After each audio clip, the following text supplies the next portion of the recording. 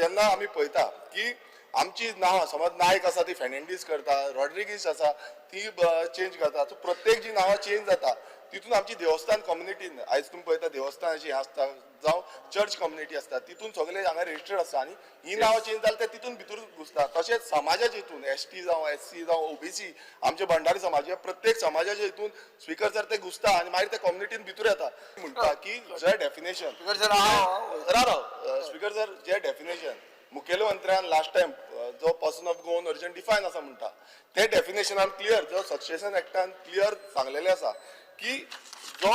20 डिसेंबर 1961 जल्माक गेलो जावय नाल्यार बापूय हे डेफिनेशन हांगा हाडचें जे डेफिनेशन बाकीच्या कायद्यांनी जावं ते सक्सेशन नोटरीज एक्ट आसा जावं हावसिंग बोर्ड